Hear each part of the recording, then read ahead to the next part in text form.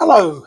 The poems that I have for you today are two poems by the American poet Louis Simpson. And because both of them sound as if they could have been written much more recently than in fact they were, I'll briefly mention for each of them the date of publication, well, the year of publication.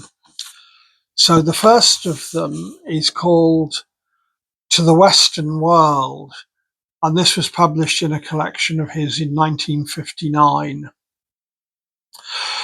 To the Western World, a siren sang and Europe turned away from the high castle and the shepherd's crook.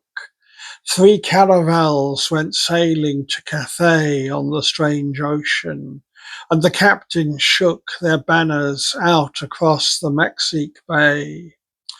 And in our early days, we did the same, remembering our fathers in their wreck. We crossed the sea from Palos, where they came, and saw, enormous to the little deck, a shore in silence, waiting for a name.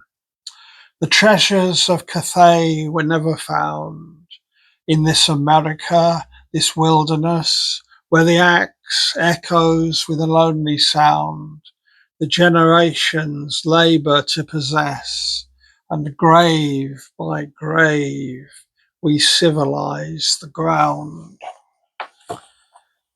And the second poem of his that I'm going to read is called The Inner Part, and this was published in 1963.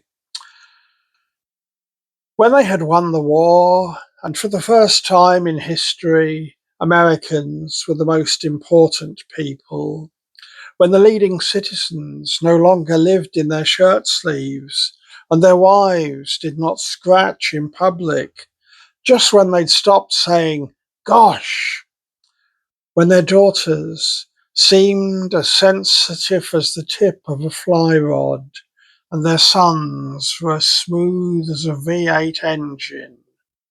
Priests, examining the entrails of birds, found the heart misplaced, and seeds as black as death, emitting a strange odour.